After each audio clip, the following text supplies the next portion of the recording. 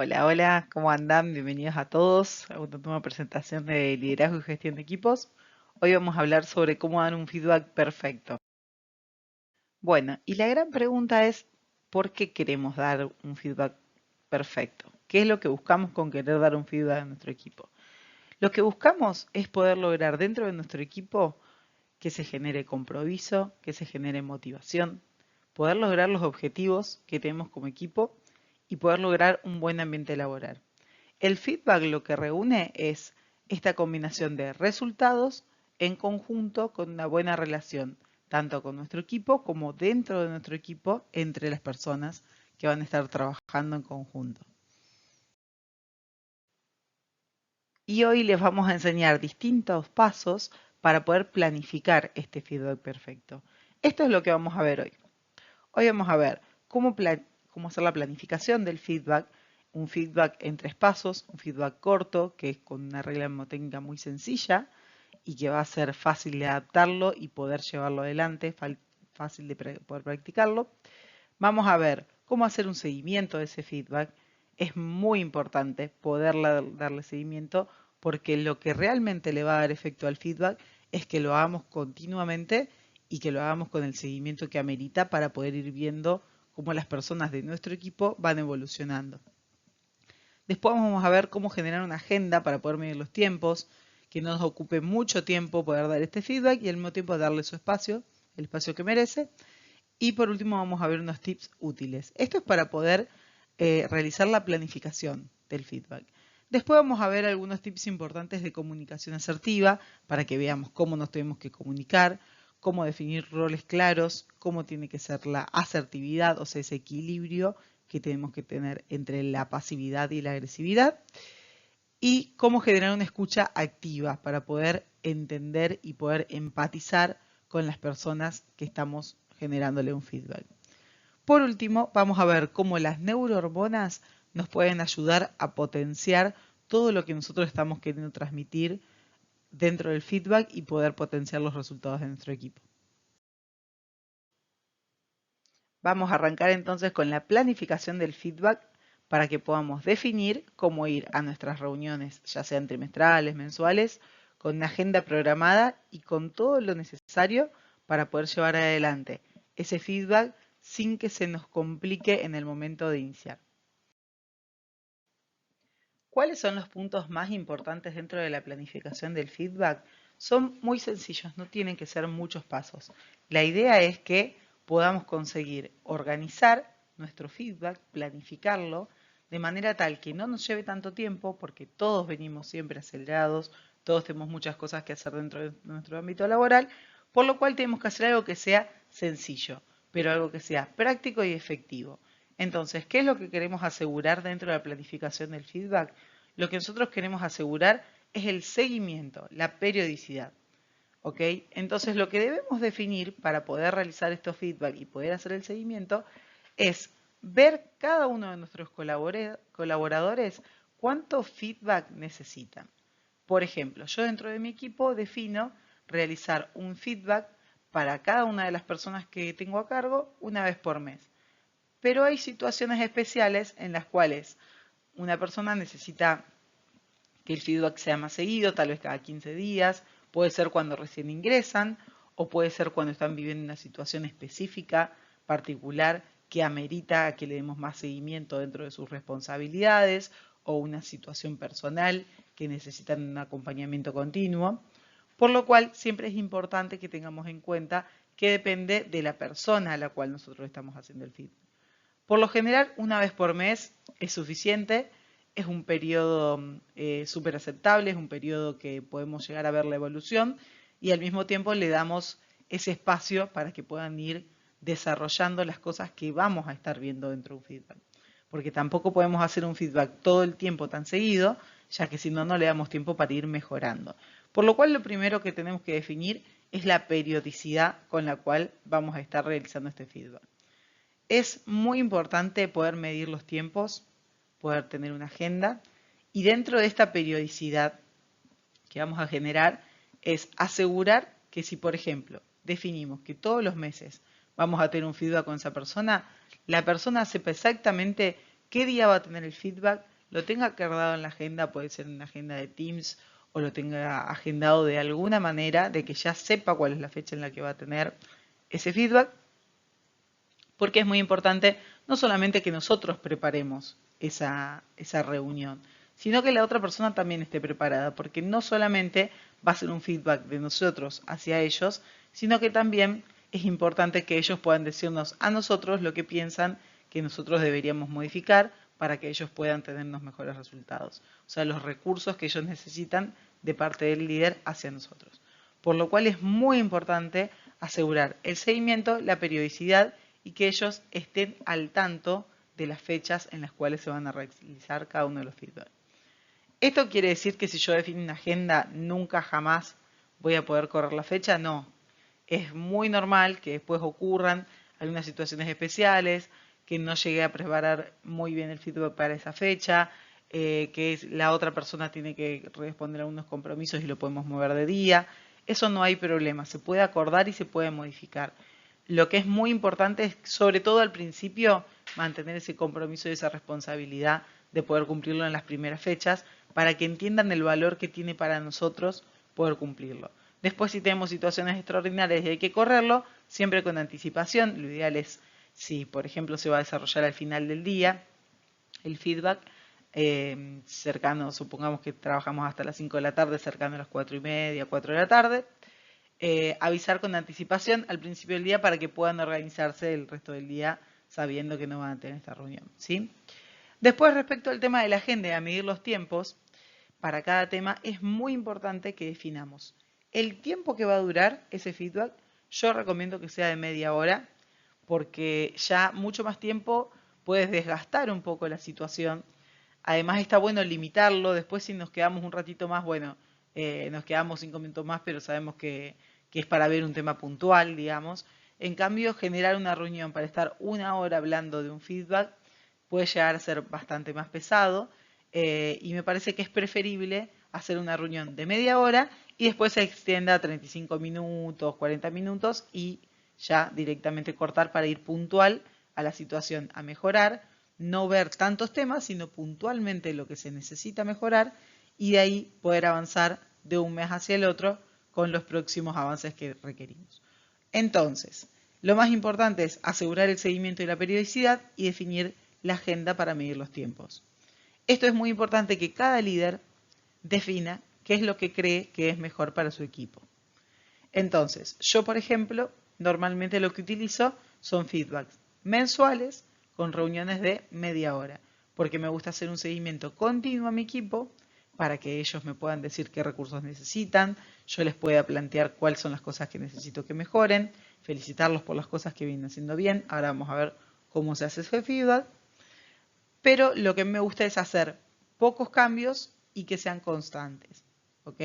Entonces, si veo que mi equipo necesita reuniones más seguidas, hago reuniones cada 15 días, pero de media hora. No reuniones tan largas en las cuales no tenemos posibilidad de avanzar tanto y darles espacio para que puedan desarrollar varios temas. Bien, entonces vamos a ver cómo dar este famoso feedback. Lo que vamos a hacer es un feedback muy sencillo de 3 pasos. Es muy sencillo, es muy corto y solamente tenemos que hacer 3 cosas. Es, lo primero, decir qué es lo que está haciendo bien la persona a la cual yo le estoy dando el feedback. Esto lo tenemos que llevar preparado. Esto tenemos que ir ya a la reunión con la información. Tenemos que decirle qué es lo que está haciendo bien y yo quiero que siga haciendo. ¿Ok? Entonces, por ejemplo, yo tengo a cargo un equipo en el cual una persona que es analista se encarga de hacer informes todos los meses. Entonces, dentro de esos informes, yo lo que tengo que decirle es, por ejemplo, que a mí me gusta que esa persona cada vez que hace informes agregue información adicional donde nosotros podemos hacer un análisis estadístico de lo que él está presentando. Entonces, eso es algo que me gusta que él esté haciendo y quiero que lo siga haciendo. Entonces, tengo que reforzarlo. ¿Ok? Eso es lo primero que se hace. Lo ideal sería que se digan una o 2 cosas, tampoco se tiene que extender tanto en el tiempo. La idea es que la persona vea cuáles fueron sus mejoras.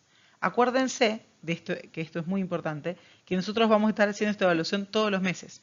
Por lo cual es muy importante relacionar estas cosas que yo quiero que siga haciendo y que las está haciendo bien con el feedback anterior.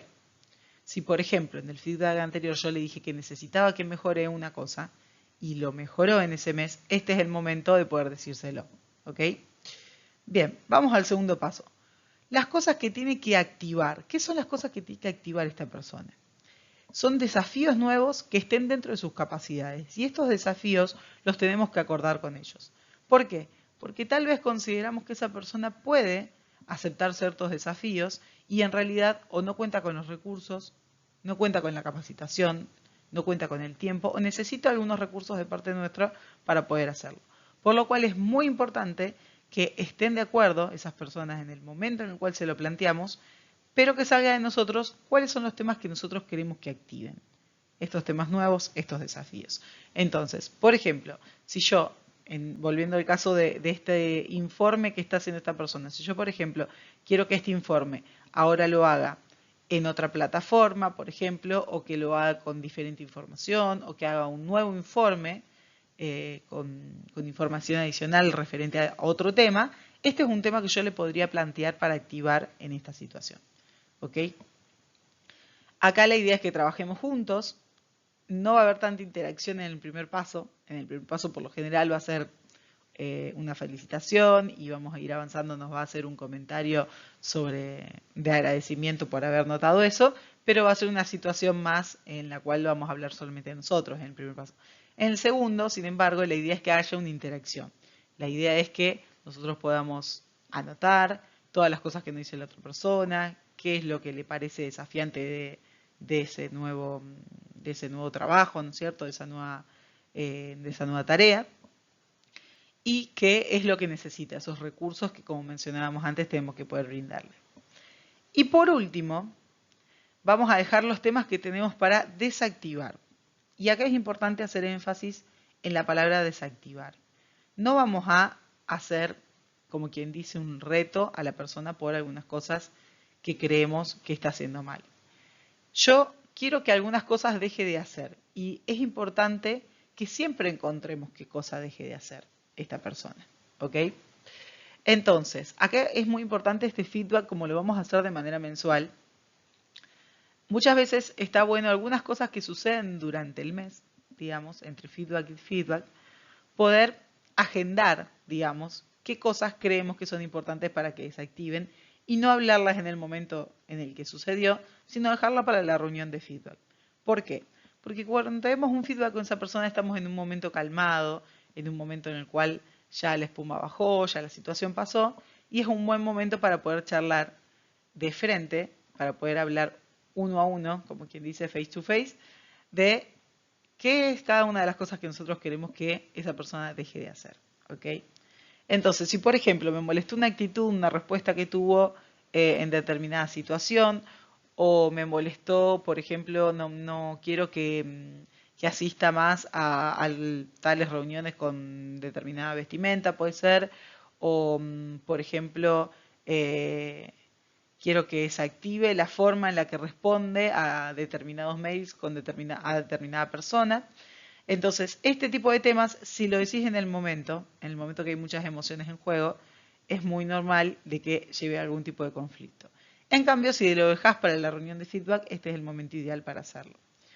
No tiene que ser muy largo, tiene que ser un punto muy corto en el cual planteamos, por ejemplo, supongamos que esta misma persona a la cual estamos haciendo el feedback, cuando responde el mail se siente abrumado por la situación, cuando responde un mail hacia alguna persona específica se siente abrumado porque es una persona que nunca le resuelve, es una persona que siempre le genera conflictos, entonces responde de manera agresiva. Entonces lo que nosotros tenemos que plantear es de manera sencilla y corta, acá vamos a tener que escuchar mucho, de manera sencilla y corta decirle, necesito que por favor estos mails ya no los respondas de esta manera. Tenemos que encontrarle la vuelta para que vos puedas sentirte mejor al momento de responder esto y yo te voy a ayudar. Yo voy a buscar la forma de que tengas los recursos para poder hacerlo. Entonces, decime de qué forma yo te puedo ayudar para que esta situación que queremos desactivar ya no suceda más. De esa manera, entonces, le damos un acompañamiento y le dejamos en claro que no es que lo estamos retando, sino que estamos buscando situaciones que no queremos que se vuelvan a generar y que queremos que ellos desactiven o cambien. De esta manera, entonces, como veíamos antes, generamos un feedback de 3 pasos en el cual es muy importante mantener siempre la motivación dentro de esa conversación. Entonces, hay 4 tips sencillos que son muy importantes a tener en cuenta todo el tiempo mientras estamos haciendo este feedback mensual. Estos 4 que vamos a ver primero, es muy importante que estén en todos los feedback que generemos. Después vamos a ver algunos otros que vamos a ir incorporando gradualmente, ya que es muy difícil también para el líder del otro lado poder llevar adelante tantas cosas al mismo tiempo. Y la idea es que el feedback se dé de una manera que fluya, ¿sí? Una manera en la cual nos sintamos cómodos, no una conversación en la cual tengamos un listado y digamos, bueno, esto ya se lo dije, esto también, y vayamos tachando uno por uno, ¿sí? Entonces la idea es que sea una situación en la cual fluya, en la cual podamos hablar de manera tranquila y nos sintamos cómodos, ¿no es cierto? Sintamos esa empatía que también vamos a ver ahora en la parte de escucha activa. Entonces, 4 puntos importantes que tienen que estar en cuanto al tema de motivación. Lo principal, y por eso lo hacemos primero dentro del feedback de 3 pasos, es reconocer los logros y las mejoras. Esto hay que hacerlo aunque sean mínimos. Los 3 pasos que vimos en el slide anterior, es muy importante que estén los 3. Como yo les comentaba, incluso es muy importante que esté el paso de decirles qué cosas queremos que desactiven, aunque sea algo muy chico, porque es importante que ellos vean que todo el tiempo tienen cosas para mejorar, ¿ok? Entonces nosotros siempre, dentro del feedback de 3 pasos, vamos a hacer 3 cosas, 3 pasos. El principal, que habíamos visto antes es decir qué es lo que está haciendo bien para que siente esa motivación y de nuevo, como dice acá, aunque sea mínima, esa mejora es importante que esté. El segundo paso es qué cosas queremos que empiecen a activar, ¿no es cierto? Empiecen a desarrollar proyectos nuevos. Y el tercero, habíamos dicho que eran qué cosas tienen que desactivar. Entonces, en estos puntos en los cuales vamos a ver la motivación, es muy importante recalcar que los 3 pasos tienen que existir y que no solamente tienen que existir las mejoras que estamos viendo acá, sino también, o sea, no solamente las cosas que mejoraron y que les estamos diciendo están haciendo bien, sino las cosas que tienen que mejorar para la próxima reunión de feedback que se va a dar dentro de un mes, ¿sí? Entonces, primer punto, reconocer logros y mejoras, aunque sean mínimos. Tengo que buscar, aunque me lleve tiempo, aunque no encuentre ninguno al principio y diga, no, esta persona realmente este mes no cambió nada. Tengo que buscar, aunque sea una mejora mínima, que haya logrado. Incluso si veo que está llegando el día del feedback y todavía no conseguí ninguna, en el momento felicitarlo por algo sencillo para que esa persona vaya viendo y vaya sintiendo esa motivación de decir, ya fui haciendo algo de lo que me habían pedido dentro del feedback. Entonces, si por ejemplo, nosotros habíamos hablado de que las cosas que queríamos que mejore era esta respuesta, por ejemplo, a los mails de forma menos agresiva, lo que podemos hacer es cuando respondo a un mail normal tirando para arriba, digamos, en el cual tengo una respuesta bastante asertiva, decirle, me gusta cómo estás contestando los mails, la verdad es que lo estás haciendo mucho mejor. Antes de esa reunión de feedback, y ya vamos a ver cómo esa persona, durante ese mes, si nosotros vamos haciendo algunos tipos de correcciones mínimos durante el mes, va a seguir desarrollando esas cosas antes de la reunión. Entonces, cuando tengamos esa reunión y digamos, bueno, te tengo que decir todo lo que hiciste bien, voy a notar que no solamente ese día que yo te dije que habías respondido de manera muy asertiva el mail, lo hiciste bien, sino que lo fuiste desarrollando todo el mes y cada vez trataste de ser más asertivo. ¿Sí? Porque la persona, ante una respuesta, ante una recompensa, como es esta felicitación, va a intentar seguir haciendo lo que nosotros estamos recompensando, ¿ok? Entonces, por lo cual está bueno que durante el mes nosotros ya vayamos recompensando ese tipo de cosas a través de comentarios, a través de acciones, y luego cuando tengamos la reunión de feedback, decir, bueno, durante todo este mes noté todas estas mejoras y te las digo y te las muestro, ¿ok? El próximo punto es ser un líder expansivo. ¿Qué quiere decir esto? Que yo como líder tengo que lograr que el resto de las personas que yo tengo a cargo sean líderes. ¿Ok? Eso no significa que van a ser todos jefes de área. Porque si yo soy jefa de mi área, por ejemplo, y tengo 5 personas a cargo, no van a ser todos jefes. Yo voy a ser la jefa, obviamente dentro del sector, y yo voy a ser la líder. Sin embargo, la idea es que cada una de las personas sienta que lidera dentro de su sector, dentro de su trabajo, y que puede liderar a otras personas del equipo, que liderar no significa dar órdenes, ya sabemos lo que significa liderar, que pueda liderar a otras personas, que los pueda ayudar, que no sentir esa competencia de solamente yo puedo liderar a todo el resto de mi equipo y solamente yo puedo decirles qué hacer, puedo ayudarlos, puedo acompañarlos. La idea es que se genere ese compañerismo entre el resto del equipo, donde entre todos se ayudan y para eso todos tienen que tomar roles de liderazgo. ¿Ok? Entonces, además de que ellos tomen roles de liderazgo con sus compañeros, también es importante que ellos sientan que pueden tomar decisiones dentro del equipo, que puedan tomar ciertas decisiones, las pueden tomar y ciertas decisiones necesitan recurrir a nosotros como líderes de todo ese equipo. ¿Ok? Pero siempre tenemos que generar que ellos empiecen a tomar cada vez más decisiones y sean líderes expansivos igual que nosotros, ¿sí? Grado de autonomía y decisiones es muy similar al anterior, pero lo que es importante recalcar es que la persona tiene que querer poder tomar esas decisiones, ¿ok? Si yo obligo a una persona a que esté tomando decisiones en una situación en la cual no se siente cómodo o en determinada tarea en la cual prefiere que el líder tome la decisión, es muy importante que lo podamos charlar y que lo podamos tener en claro para que esa persona se sienta cómoda tomando decisiones y pueda tomar buenas decisiones. Y por último, es muy importante confiar en el criterio de la otra persona. Si nosotros le estamos delegando a la otra persona la responsabilidad de tomar las decisiones, es muy importante poder confiar en esa persona, en que va a estar tomando buenas decisiones, hacer el acompañamiento que merece, darle ese soporte que esa persona va a tener, pero permitirle también que cometan errores y que puedan aprender de esos errores porque es la mejor forma en la cual cada vez van a ir tomando mejores decisiones en las tareas que vayan desarrollando. Bueno, y además de esos tips principales que los tienen que tener todos los feedbacks, también tenemos otros tips que sería importante que vayamos incorporando de a poco. Como habíamos dicho antes, la idea es no sentirse avasallado con tener que llevar adelante tantas cosas, ni tampoco ir con un listado to-do de las cosas que quiera haciendo en un feedback. Así que bueno, ¿qué tenemos que tener en cuenta? Que siempre tenemos que dar opiniones constructivas. Siempre tiene que ser buscarle la vuelta para que lo que estemos diciendo nos ayude a que la otra persona sienta que lo estamos ayudando para poder desarrollar lo que estamos viendo que se está haciendo mal. ¿Ok? Esto es muy importante tener en cuenta el hecho de, por ejemplo, decir qué te parece a vos, cómo lo podemos hacer en conjunto, en qué te puedo ayudar para que mejoremos esto, ¿no es cierto? Todo ese tipo de cosas. Sobre todo cuando se da un feedback de ida y vuelta, ¿no? Porque muchas veces nosotros decimos qué es lo que nos interesa que la otra persona mejore y está muy bueno decirle, che, si a vos te parece que yo no te estoy ayudando o necesitas más ayuda, no te alcanza con los recursos que yo te estoy dando, necesito que me lo digas para poder ayudarte un poco más con eso. ¿Ok? Otra cosa muy importante, que sería uno de los puntos principales, es que la solución venga del lado del colaborador.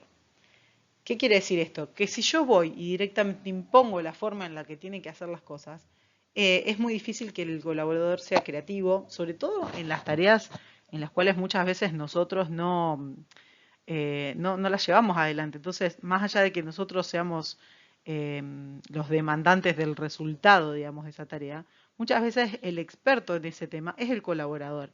Entonces, la solución tiene que salir del lado de él. Nosotros tenemos que poder plantear qué es lo que necesitamos que él resuelva. Ahora lo vamos a ver en la parte de escucha activa también y en la parte de comunicación asertiva, pero nosotros tenemos que poder plantearlo y que salga de él la forma para resolverlo. Nosotros apoyarlo en la forma en la que él lo quiere resolver, ¿ok?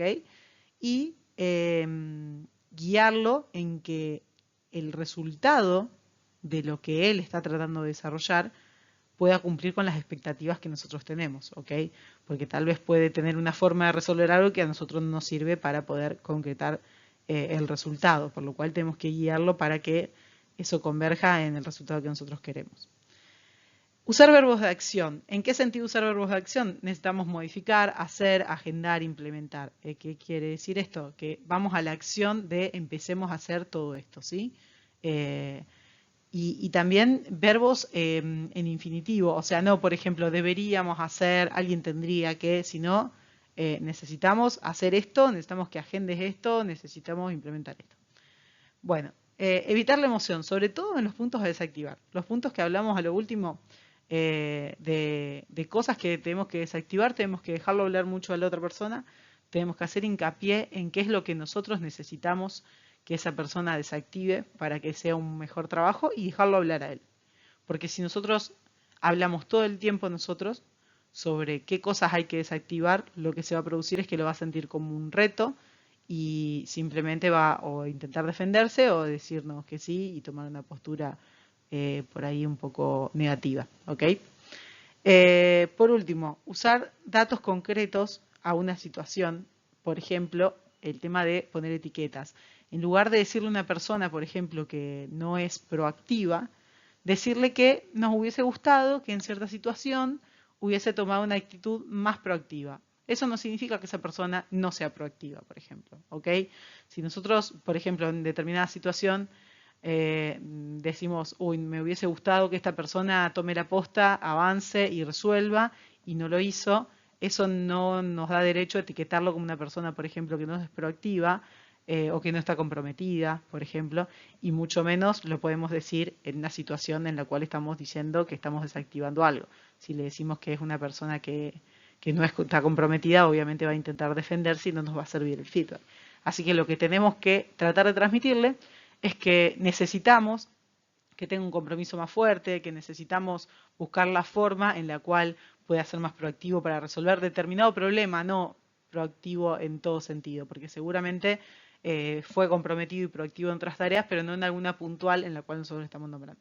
Entonces simplemente decirle, en tal tarea necesitaba que estés un poco más comprometido, decime cómo te puedo ayudar, cómo le podemos encontrar la vuelta, si tuviste alguna situación que hizo que no puedas estar comprometido en esa reunión, en esa tarea que tenemos que cumplir. ¿Ok? Bueno, vamos avanzando entonces. Y acá llegamos a la tan esperada comunicación asertiva, donde vamos a ver cómo podemos generar una escucha activa y cómo podemos lograr ese equilibrio entre la pasividad y la agresividad para poder ser asertivos con nuestro equipo. Bueno, y acá llegamos al punto de la comunicación donde vamos a ver 4 puntos principales para poder darse en una comunicación que fluya, ¿no es cierto? Lo principal es entender que lo que yo digo muchas veces no es lo que la otra persona escucha. La otra persona puede estar con un humor distinto al mío, puede tener experiencias distintas, capacidades distintas, puede estar más o menos involucrado con un tema en particular y por lo cual cuando yo le explico algo entender otra cosa. Se dan mucho estas situaciones entre líderes y colaboradores en las cuales el líder por ahí tiene más conocimiento sobre un tema, o conoce, mejor dicho, conoce más, tal vez, por así decirlo, como se dice en la jerga, conoce más el bosque y no tanto el árbol, ¿no es cierto? Entonces muchas veces pasa que es como que en una conversación el coordinador sabe exactamente sobre, por ejemplo, el informe que se tiene que llevar adelante, sabe sobre los datos, sabe, pero el líder tiene más información sobre el entorno, ¿ok? Entonces toman decisiones distintas basadas en la información que tiene. Por lo cual es muy importante entender que cuando yo le hablo a la otra persona, puede que la otra persona no esté interpretando lo que yo creo que está interpretando, ¿ok? Por eso es muy importante estar seguros que están entendiendo bien y parafrasear mucho. Esto es bastante común también en la jerga, que es el hecho de decir, cuando yo escucho que la otra persona me dice algo, lo repito y se lo digo con mis palabras para ver si estoy entendiendo bien, ¿ok? O usar palabras como yo entiendo que me estás diciendo tal cosa, o interpreto que lo que querés expresarme es esto. Entonces estamos seguros que estamos entendiendo lo mismo. Y es muy importante también entender que tal vez la otra persona no está entendiendo lo que nosotros le decimos. La forma en la que se lo estamos diciendo no es exactamente lo que está escuchando. Por lo cual, poder reforzar eso para asegurarnos de que ambos entendamos lo mismo de lo que se está diciendo. Segundo, entender, una vez que logramos entendernos, no significa estar de acuerdo. ¿Ok? Yo puedo entender lo que la otra persona me dice, pero no estar de acuerdo con él. Y esto pasa mucho dentro de los equipos, pero es importante asegurarnos el entendernos. Esto lo usamos mucho en negociación también. Yo puedo no estar de acuerdo con vos en un valor, por ejemplo, si tasás una propiedad, puedo decir, bueno, yo no estoy de acuerdo con el valor al que vos tasaste, pero entiendo tu punto de vista y puedo entender de dónde vos sacás los datos para poder tomar la decisión que tomás. ¿Y por qué es importante entender? Porque cuando no estamos de acuerdo en algo, solamente si entendemos cómo la otra persona formula esa decisión, vamos a poder modificarla, vamos a poder ponernos de acuerdo, vamos a poder encontrar la vuelta. Por ejemplo, si yo estoy tasando una casa y no estoy de acuerdo, porque en mi tasación, por ejemplo, yo pensé que iba a ser de $100.000 y me tasan la casa a 90, por ejemplo, primero trato de entender de dónde la persona está sacando esa información. Por ejemplo, pudo haberla tasado teniendo como referencia otras casas del mismo barrio, otras casas del mismo tamaño, el mismo tipo de construcción. Entonces, una vez que entiendo, empiezo a mostrar mi punto de vista. Este es el punto de vista que tenés vos. Yo tomé mi decisión, mi tasación de $100.000, por ejemplo, en base a esta otra información. Entonces, buscamos puntos en común dentro de ese entendimiento para poder ponernos de acuerdo y ver hacia qué valor podemos llegar entre medio de las dos decisiones que tomamos cada uno. ¿Okay? Esto lo usamos mucho en negociación. Trabajar juntos del mismo lado de la mesa. Esto es importante. Más allá de que corporalmente ya significa otra cosa estar sentados uno al lado del otro, ya predispone a la persona a sentir de que estamos trabajando en equipo, el hecho de, primero, no estar escribiendo en una computadora, que ahora lo vamos a ver también como otro de los tips en el feedback, sino que estar escribiendo en una hoja cada uno de los puntos que la otra persona me dice, porque ahí esa persona puede ver que yo estoy escuchando lo que me está diciendo, lo estoy planteando, que lo estoy poniendo como puntos para evaluar. ¿Ok? Entonces, vamos tomando nota de lo que la persona dice, de las cosas que decidimos hacer, y además evitamos distracciones. Los celulares no los tenemos encima, ni el del trabajo ni el personal.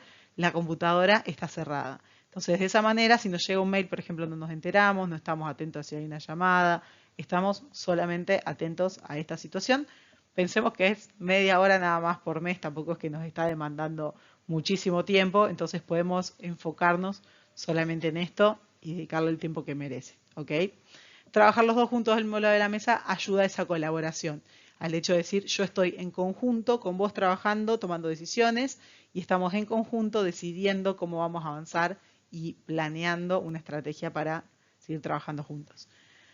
Y por último, el hecho de generar empatía, ¿no es cierto? Conocer datos personales de la persona que tenemos, del colaborador que está con nosotros. Por ejemplo, saber si en determinada situación no está de buen humor porque tiene un familiar enfermo, cómo están sus hijos, si los tiene, el hecho de si tiene algún problema de salud, ¿no es cierto? Estar atento si, por ejemplo, está estudiando, si sacó una materia, si se recibió, si tiene que viajar porque tiene su familia viviendo en otro lado. Ese tipo de cosas son muy importantes porque pensemos que estamos en un entorno humano, laboral y que queremos mejorar el clima laboral. Así que es muy importante que generemos empatía con esa persona para que fluya de manera positiva el feedback. Bueno, y llegamos a la tan ansiada comunicación asertiva. La comunicación asertiva, lo más importante es que tengamos los roles claros, los roles de cada una de las personas de nuestro equipo. Eso suele pasar mucho dentro de las empresas, que los roles no están bien establecidos entre los sectores muchas veces, y es muy importante que no metamos más ruido también teniendo ese tipo de diferencias dentro de nuestro equipo, dentro de nuestro sector. ¿Ok? Entonces, los roles tienen que quedar bien establecidos, qué personas se tienen que encargar de hacer cada cosa. Nosotros ejercer un rol de líder predecible. ¿Qué quiere decir esto? Ser un líder predecible quiere decir que si yo, por ejemplo, me voy de vacaciones, las personas que están a cargo van a tomar decisiones porque se sienten con la confianza para tomar decisiones y van a saber qué tipos de decisiones tomar porque yo soy un líder lo suficientemente predecible como para que ellos se den cuenta qué decisión yo hubiese tomado si yo hubiese estado ahí. ¿Ok? Entonces, las personas que quedan cuando nosotros no estamos toman decisiones que convergen con nuestro estilo de liderazgo cuando somos un líder predecible.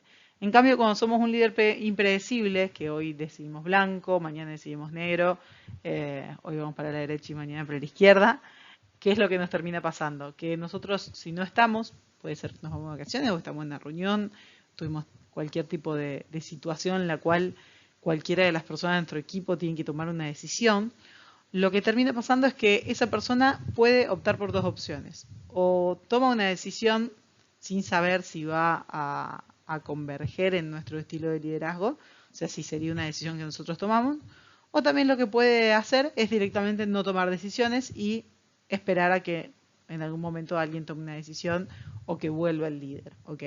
Entonces es muy importante poder darles a nuestro equipo esa postura de líder predecible para que ellos sepan qué tipo de decisiones tomamos, para que ellos puedan tomar esas decisiones cuando nosotros no estemos, ¿sí? Y se sientan en la comodidad de poder hacerlo, se sientan con la capacidad de poder hacerlo también. Bueno, y transmitir con asertividad lo que quiero es un rol muy importante, es un punto muy importante. ¿Por qué? Porque muchas veces, esto pasa sobre todo con las mujeres, intentamos suavizar por ahí el mensaje de lo que queremos transmitir por no querer parecer muy firmes, muy directas o resultar chocantes, ¿no es cierto? Entonces, en lugar de decir, por ejemplo, que era un poco lo que decían las diapositivas anteriores, en lugar de decir, por ejemplo, necesito que me hagas tal informe para tal fecha, decimos, deberíamos hacer un informe en algún momento, lo tendremos que ver. Entonces, cuando tomamos ese tipo de postura, la persona, la realidad es que no le queda en claro quién va a hacer eso, si lo tiene que hacer él o no, para cuándo lo necesitamos. No queda la suficiente claridad de lo que quiero y cómo lo quiero. ¿Ok? Entonces, es muy importante que cuando demos a entender, incluso hasta, yo vi varios autores que lo definen como hasta el mayor acto de amor y cariño que podemos hacer hacia nuestro equipo. ¿No es cierto? Ser claros cuando le transmitimos las cosas. Porque si nosotros decimos, por ejemplo, este informe lo deberíamos hacer en algún momento, esa persona no considera que le estás asignando una tarea. Y es lógico. Yo tampoco lo consideraría. ¿Ok? Lo vería como, bueno, cuando tenga tiempo me pongo a pensar si es necesario o no. ¿Ok? En cambio, si yo le digo, este informe lo necesito que esté más o menos en una semana, vos lo podés hacer en una semana, necesitas más tiempo, no sé, considerás que el tiempo que te estoy dando es poco o te sobra el tiempo y puede estar antes, ¿cómo lo ves? ¿No es cierto? Ese sería una comunicación que es empática y al mismo tiempo es directa y asertiva, ¿ok? Bueno, y un ejemplo de esto, puse a un chico con una escalera ahí arriba para acordarme de esta historia, es que muchas veces no expresamos, esto tiene mucho que ver con lo que hablábamos antes de dejar que resuelva la persona también, ¿no es cierto? De decir lo que necesitamos de manera directa y dejar que la otra persona sea quien invente la forma para resolverlo, ¿ok? Entonces, bueno, había una historia en la cual contaba que un líder necesitaba cambiar un foco y agarra y le pide a uno de los colaboradores que le consiga una escalera. Y no le dice para qué la quiere, no le dice que lo que quiere es cambiar el foco, ¿no es cierto? Entonces esa persona, su objetivo es conseguir una escalera. Va a buscar una escalera a la parte de portería, cuando llega la puerta estaba cerrada, entonces como la puerta está cerrada, agarra y va y busca a la persona que tiene la llave de esa puerta, cuando va y la busca, esa persona no está, tiene que buscar a otra y así, cuestión que pierde un montón de tiempo buscando una escalera, cuando en realidad lo que el líder quería era cambiar el foco. Entonces no es lo mismo decir que necesito una escalera que decir lo que necesito es cambiar el foco. Porque si nosotros le damos a la persona, le decimos directamente la forma en la que tiene que resolver algo, le estamos quitando la posibilidad de que sea creativo y lo resuelva de otra forma. Tal vez se podría subir arriba de una silla y sacar el foco, podría llamar a un electricista, bueno, cualquier tipo de opciones, ¿no es cierto?, que podría cambiar ese foco. ¿Ok?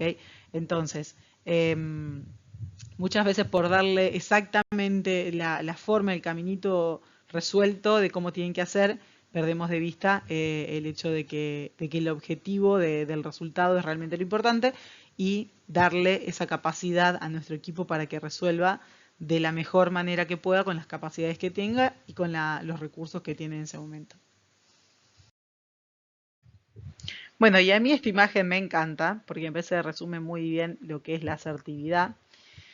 Y dice que la asertividad es el equilibrio entre la pasividad y la agresividad. Yo lo había visto con un ejemplo que me gustaba mucho, que era un sub y baja, en donde tenemos que tratar de mantener ese equilibrio, ¿no es cierto? La asertividad está en el medio. Entonces, cuando nosotros somos pasivos, cuando nosotros nos queremos transmitir, ya sea una tarea como líderes o cuando nos están diciendo de alguna manera a nosotros qué es lo que nosotros tenemos que hacer, y somos pasivos en el sentido que resignamos nuestras necesidades para agradar al resto, ¿no es cierto? O sea, quiero agradar al otro, entonces pongo las necesidades del resto primero. Tomo una actitud pasiva, ¿ok? Entonces, por ejemplo, me asignan una tarea para la cual yo no cuento con los recursos para poder llevarla adelante, ¿ok? Entonces, ante esa situación, yo puedo tomar una postura pasiva, donde digo, bueno, voy a buscar la forma de cómo hago y pongo por sobre mis necesidades o sobre mi problema el hecho de que la persona, por ejemplo, mi líder, necesita que yo resuelva algo, ¿ok? Y puedo tomar una postura agresiva, pongo mis necesidades primero a la del otro, o sea, quiero tener razón. Entonces, ¿qué es lo que me pasa? Garrido, no puede ser, en este trabajo siempre pasa lo mismo. Me piden cosas que yo no puedo cumplir porque no tengo los recursos. Bueno, ese tipo de reacciones, ¿no es cierto? Es agresiva. Entonces, la asertividad se encuentra exactamente en el medio. O sea, yo entiendo cuáles son las necesidades de la persona que me lo pide y entiendo cuáles son mis necesidades y mis recursos. Entonces, valido mis necesidades y valido las del resto. Agarro y hablo con la persona, por ejemplo, que me lo solicitó y le digo, mira, Pedro, por ejemplo, mira Pedro, vos me pediste que yo te haga este informe, para poder realizar este informe yo necesito esta información que depende de otra área. Entonces yo no te puedo asegurar que yo pueda hacer este informe porque sin esta información que corresponde a esta área, yo no lo puedo hacer. ¿Qué te parece que podemos hacer en conjunto para resolver esta situación? Vos, por ejemplo, podrías tratar de conseguirme esa información, así yo de esa manera evalúo el informe. Entonces no pongo ni mis necesidades sobre las de él, ni las de él sobre las mías. O sea, yo entiendo que la otra persona necesita resultados, pero también le tengo que hacer entender que yo también necesito la información para poder obtener esos resultados.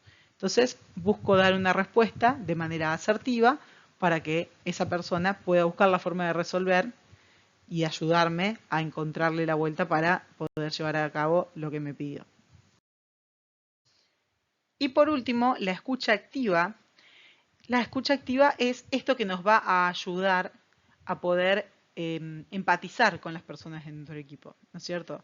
¿Por qué generamos una escucha activa? Hay dos puntos principales de la escucha activa por qué tiene tanto valor. Primero, que la persona se siente en deuda con nosotros cuando otros nos escuchan. Nos suele pasar con amigos. Si, por ejemplo, nosotros tenemos una situación muy compleja, estamos viviendo un problema familiar, por ejemplo, con un hermano, tengo una situación que está enfermo, por ejemplo, lo que sea, vamos a la casa de un amigo, le contamos todo nuestro problema, pero después de estar hablando un rato ya es como que sentís que necesitas que el otro te cuente algo, ¿no es cierto?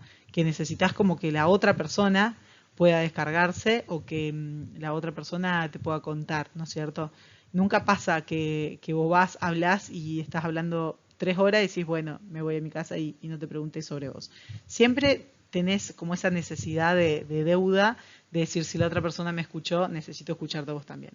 Entonces eso sirve mucho porque muchas veces nosotros creemos que la otra persona tiene que escuchar a nosotros lo que nosotros tenemos para decir, y la única forma que la otra persona sienta esa necesidad de escucharnos y nos preste atención es primero escuchando nosotros a la otra persona y darles esa posibilidad para que nos cuente qué es lo que le está pasando. ¿Okay? Esto lo vamos a usar mucho en el punto 3 del feedback que habíamos visto, que era el tema de los puntos a desactivar, donde, como habíamos hablado, la idea es decirle qué es lo que queremos que desactive y darle el espacio para que esa persona lo pueda expresar y nos pueda explicar qué es lo que le pasó en esa situación que le cuesta desactivar para que juntos busquemos una solución. ¿Okay? Y el otro punto de por qué hacemos esta escucha activa es porque la otra persona se siente valorada. El hecho de que le demos el espacio para que nos cuente qué es lo que le está pasando, el hecho de que nosotros digamos, en lugar de ir y decirle, mira, lo que hiciste está mal, decir, che, ¿por qué? ¿Qué pasó? ¿Qué es lo que te está faltando? ¿Qué es lo que estás necesitando? O sea, darle ese espacio de valoración a las personas de nuestro equipo. Ahora vamos a ver cómo encontrarle la vuelta para que ese espacio que nosotros le estamos dando no se nos vaya de las manos y no nos convirtamos en el psicólogo de cada una de las personas que trabaja con nosotros. ¿Okay? Bien, entonces hay 4 pasos para la escucha activa. Nosotros tenemos el primer paso, que solamente escucho, solamente oigo, digamos, pero no estoy prestando atención en lo que me están diciendo. El segundo paso, que es, o sea, más que pasos, en realidad sería la evolución de la escucha activa, ¿no es cierto? El segundo paso, digamos, de esta evolución, que es escucho y hablo sobre mí mismo. Esto nos pasa muchas veces. si bien parece bastante egoísta cuando lo decimos, en realidad es algo que suele pasar mucho, que es el hecho de que una persona nos está contando algo y nosotros estamos pensando qué es lo que nos pasó a nosotros con eso que esa persona está contando. Por ejemplo, una persona te está contando, tuve un problema con mi pareja porque me pasó esto, y vos internamente estás pensando, a mí me pasó lo mismo con mi pareja. Yo tuve exactamente la misma situación, o te cuenta, tuve un berrinche con mi hijo, y vos estás pensando, mi hijo hacía exactamente el mismo berrinche a la misma edad. En realidad estás pensando o hablando solamente de vos. No estás escuchando activamente y empatizando con el otro. Entonces, el tercer paso de esa evolución sobre la escucha es exactamente la escucha activa, que es que mi foco y mi preocupación está en el problema de la otra persona, ¿ok? En comprender y poder empatizar con lo que la otra persona me dice, ¿no es cierto? Entonces, si yo escucho que la otra persona me dice, por ejemplo, que su hijo está haciendo un berrinche y no sabe qué hacer, trato de escucharla y decirle, bueno, a ver cómo le podemos encontrar la vuelta, cómo con su situación puedo ayudarla. En lugar de, por ejemplo, tomar una postura y decir, bueno, a mí lo que me funcionó fue hacer esto porque yo lo que hice, o sea, se entiende, ese sería un punto en el cual estamos en el punto anterior, en el punto 2. Sino que yo entendiendo sus necesidades y su problema, digo, bueno, en base a tus zapatos, digamos, a tu problema, a tu situación, ¿cómo lo podrías resolver vos? ¿No es cierto? Y por último está lo que se llama la escucha profunda, que además de tener en cuenta la escucha activa, tenemos en cuenta su lenguaje corporal y sus emociones y sus necesidades, ¿ok? Entonces entendemos si esa persona se está poniendo, se angustia, se pone triste, empatizamos más con el hecho de, por ejemplo, si una persona se le ponen los ojos llorosos, si una persona se irrita, los tipos de mueca que hace, el lenguaje corporal. Eso en otros capítulos vamos a ir explicando todo lo que es lenguaje corporal y cómo poder entenderlo dentro de nuestro equipo. Y algunos tips que vamos a tirar para la escucha activa es el hecho, esto lo habíamos nombrado cuando antes mencionábamos el tema de anotar en una hoja de papel y de dejar los celulares, ¿no es cierto? El hecho de cómo prestar atención a esta persona.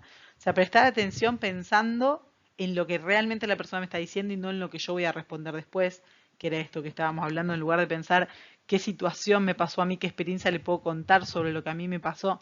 No, o sea, yo estoy escuchando a esa persona, le estoy dedicando tiempo y estoy entendiendo lo que esa persona me transmite sin estar pensando qué es lo que yo voy a contestar luego, ¿ok?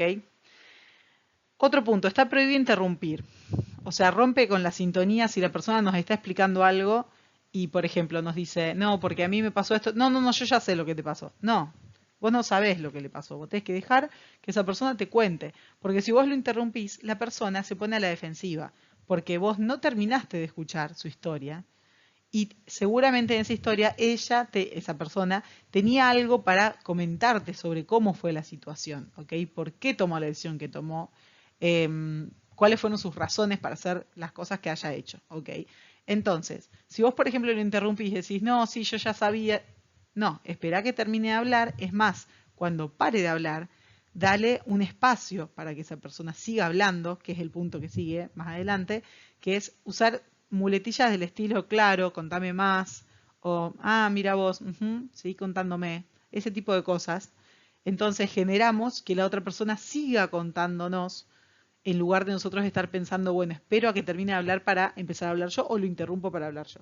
¿Ok? Entonces escuchamos el 100% de su discurso, parafraseamos o recapitulamos, que es también esto que dice en el punto 3, ¿no es cierto? Agarramos y decimos, bueno, ahora cuando ya sabemos que terminó su discurso, ahora que ya sabemos lo que te pasó, yo lo que entiendo es esto. Por ejemplo, entiendo que vos no pudiste resolver esta situación porque estabas esperando que otra persona, por ejemplo, te conteste algo que no te contestaron, o porque estabas esperando que yo te dé una respuesta pensando que así era lo que tenías que hacer, que tenías que esperarme y yo estaba esperando que respondas vos. Parafraseamos, ¿no es cierto? Recapitulamos la situación para ver si los dos entendimos lo mismo. Si estamos de acuerdo que los dos entendimos lo mismo, ahí buscamos juntos, de manera asertiva, buscar una solución al conflicto, ¿ok? Y muy importante el contacto visual, el hecho de no usar el teléfono y escribir todo en papel, ¿ok? Porque el papel hace que no nos distraigamos con otra cosa, con notificaciones del celular, con notificaciones de la computadora en la cual nos puede llegar un mail, nos pueden llamar por Teams, hacer una videollamada, nos pueden mandar un mail que nos distraiga de lo que nosotros estamos haciendo, que es esa media hora que le dedicamos a nuestro equipo una vez al mes. Bueno, y para Esos casos en los cuales, como hablábamos antes, tal vez nos involucramos demasiado y ya sentimos que estamos ejerciendo un rol que no tenemos que ejercer dentro de nuestro equipo, ante situaciones muy especiales. Acá es donde está bueno aplicar lo que lo llamamos la teoría de la estufa. La teoría de la estufa es, me acerco lo suficiente como para poder calentarme, pero no lo suficiente como para quemarme, ¿ok? Entonces, esto es lo mismo. Nosotros tenemos que acercarnos lo suficiente a la persona como para poder empatizar con ella, pero no lo suficiente como para involucrarnos demasiado y terminar siendo los psicólogos, digamos, de esa persona y que se termine generando un vínculo en el cual esa persona todo el tiempo nos va a buscar a nosotros para resolver cada uno de sus problemas, ¿ok? Tenemos que ejercer un vínculo de cercanía, un vínculo de poder empatizar, pero con la suficiente distancia como para también poder ejercer este rol de liderazgo que tenemos también con las personas que están en nuestro equipo. Y ahora por último, una de las últimas diapositivas que vamos a estar viendo son el manejo de las emociones, las neurohormonas. Esto nos va a ayudar a reforzar lo que vimos recién de la teoría de la estufa y nos va a ayudar a reforzar qué tipo de cosas podemos hacer para poder entablar mejores relaciones y poder potenciar los objetivos y los resultados que queremos obtener con nuestro equipo a través de lo que es el manejo de las neurohormonas. Cuando tenemos un equipo a cargo, nos puede pasar que esas personas de ese equipo tengan dos tipos de comportamientos distintos ante una situación.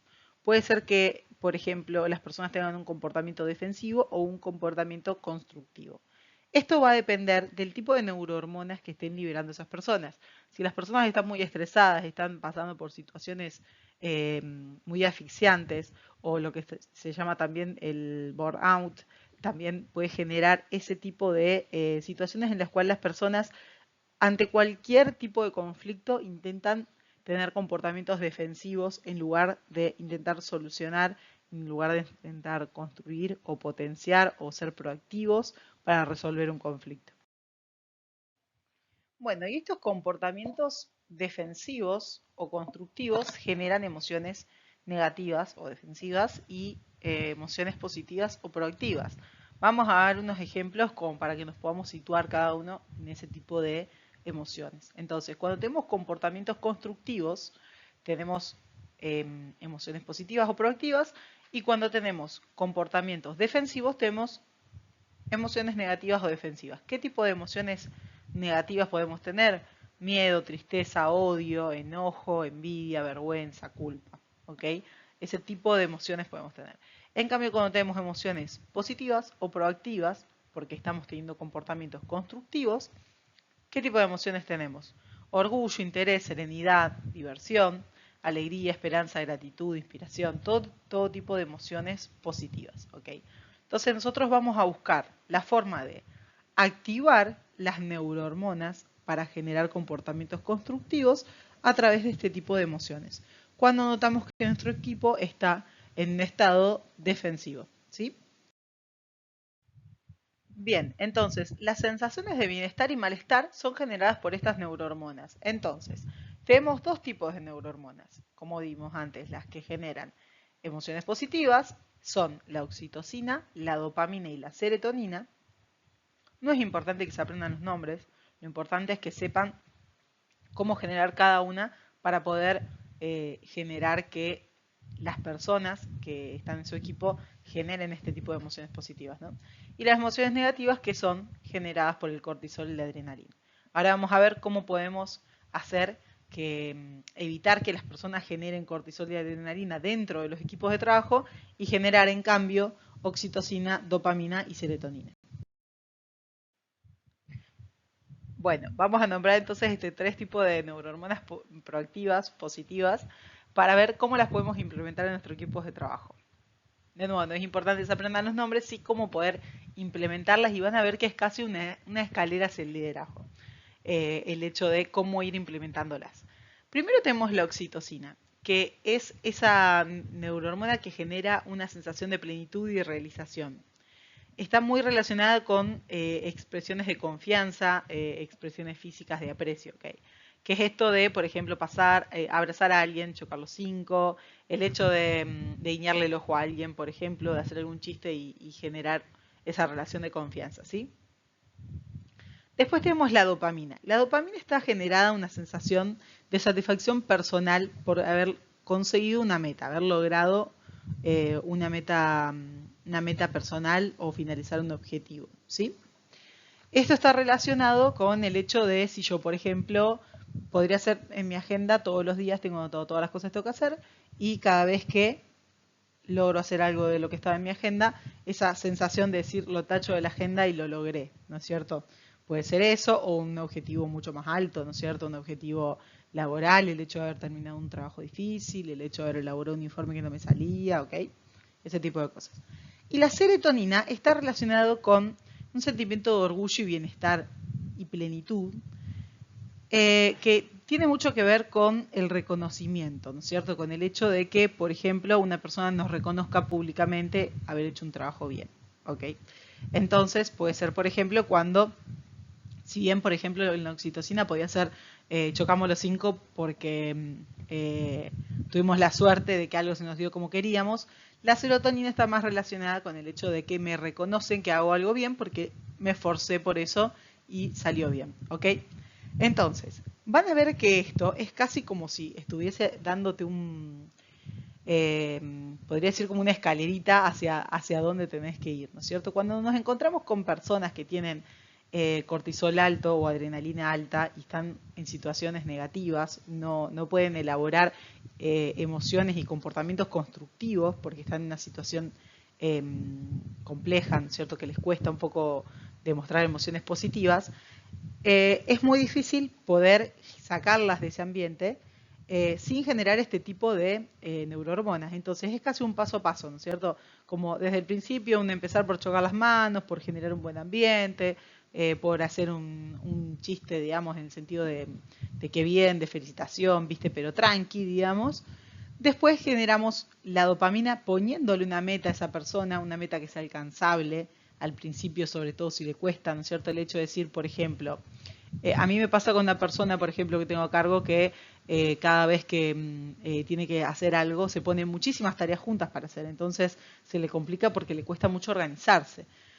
Entonces, ¿qué le pasa? Le cuesta mucho generar esta dopamina. ¿Por qué? Porque no finaliza con sus objetivos. Tiene un montón de objetivos todos juntos para realizar y no sabe por dónde empezar. Entonces, si los pudiera organizar de alguna manera y decir, por ejemplo, yo hoy tengo que hacer esto y solamente esto. Una vez que finalice esto, veo con qué sigo, ¿ok?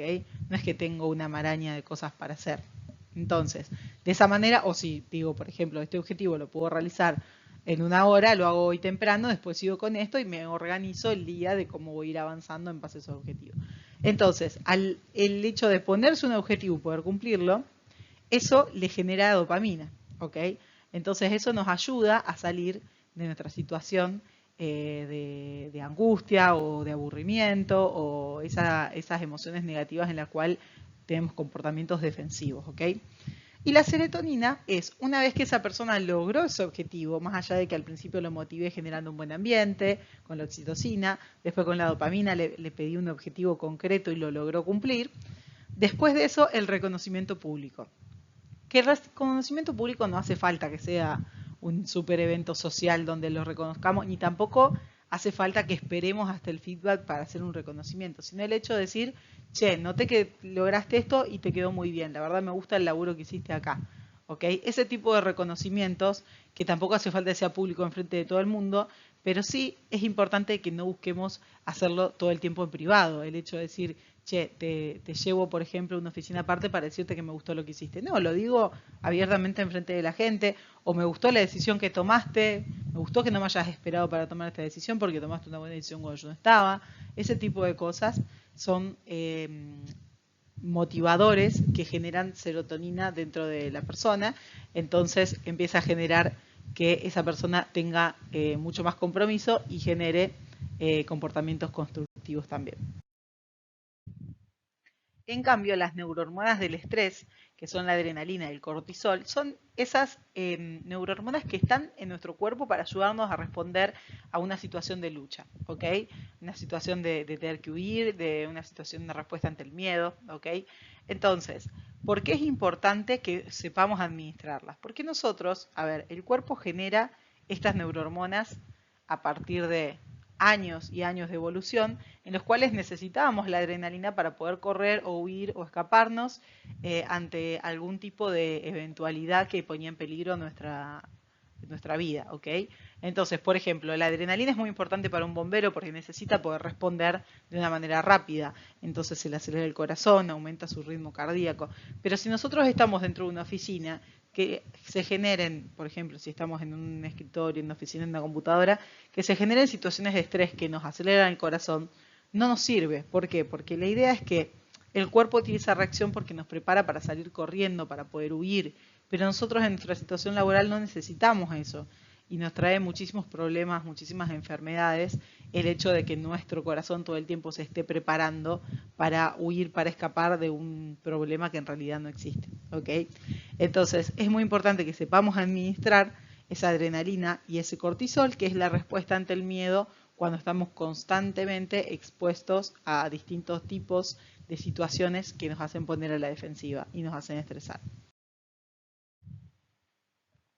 Para entender un poco la diferencia de cómo se dan estas situaciones de estrés, acá hay un ejemplo que es muy práctico con esto que les comentaba del hecho de lo que era antes cuando estábamos expuestos a una situación de estrés por una situación en la cual tenemos que salir corriendo porque, por ejemplo, hay un animal que nos puede atacar o un bombero, por ejemplo, que tiene que resolver en una situación de estrés.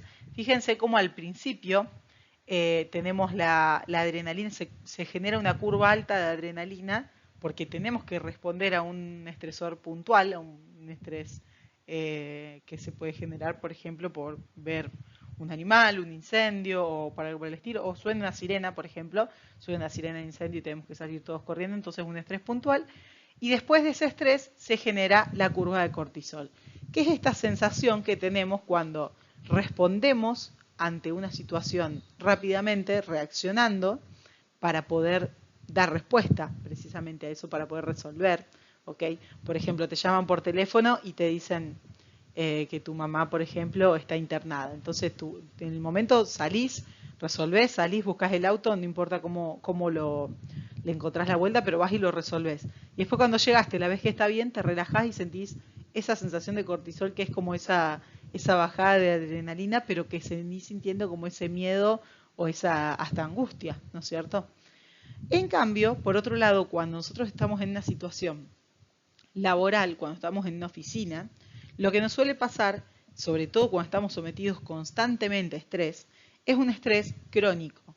Que ese estrés, la diferencia que hay es que al estar siendo constante todo el tiempo, la adrenalina ya es baja, porque vos no estás ante una situación puntual de algo que te da miedo riesgoso, sino que todo el tiempo sentís que estás bajo estrés. Entonces el cortisol es mucho más alto, que es lo que se ve en la curva de abajo, y la adrenalina es como que es baja, porque no tenés que salir corriendo hacia ningún lado, no hay nada, pero sin embargo, ese cortisol sigue manteniendo ese miedo constante. ¿Dónde pudimos ver esto? Por ejemplo, bueno, en Argentina lo vemos muchísimo con el tema de la situación económica, que años y años de mala economía, de mala gestión en cuanto a la situación económica provocan que constantemente estamos preocupados por la economía. Entonces eso es una situación en la cual pues decís, salgo a la calle y todo el mundo se está quejando de la economía, voy a otro lado y todo el mundo se queja, trato de hacer algo y siento que no llego a fin de mes. Entonces esa situación en la cual todo el tiempo estamos sometidos al mismo estrés genera un cortisol alto, ¿ok? Sobre todo obviamente en las personas que más está afectada el tema de la economía. Y otra situación muy parecida que pasó, y por eso puse este slide acá, es el hecho de el cortisol que se generó en el momento de la pandemia. Que era esto de tengo un miedo constante a salir afuera porque no sé qué es lo que me puede llegar a pasar si salgo afuera, si me contagio, si se contagia mi familia, no sé si la vacuna es buena, si es mala, todo ese tipo de situaciones. Entonces, ¿qué es lo que me pasa? Estoy sometido todo el tiempo a estrés. No es que se está prendiendo fuego mi casa y está en riesgo mi vida, sino que está en riesgo mi vida todo el tiempo porque no sé si salir o no. Entonces, se mantiene constante y mi cortisol es alto. Por eso tanta gente se deprimió y se puso tan mal en la pandemia por estar sometido a este estrés constante. Esto es algo que suele pasar mucho en las oficinas cuando tenemos trabajos muy monótonos que los líderes no se enfocan en bajar este estrés, en bajar la adrenalina y bajar el cortisol a través de neurohormonas positivas. Bueno, hasta acá llegamos entonces. Este es el último slide. Ahora les voy a mostrar la última filmina del cierre, para que ustedes puedan sacar de ahí toda la información sobre mis redes sociales y puedan seguirlo ahí. Acá les dejo entonces mis redes sociales si quieren seguirme como Proactive Capacitaciones. Vamos a estar haciendo otro tipo de videos donde también hablemos sobre todo lo que es lenguaje corporal, sobre negociación. Vamos a hacer otros videos también sobre lo que es liderazgo y gestión de equipos. Así que se los dejo para que me sigan. Y cualquier duda que tengan me pueden escribir también en los comentarios acá abajo, o me pueden escribir también por Instagram o al celular. Muchas gracias.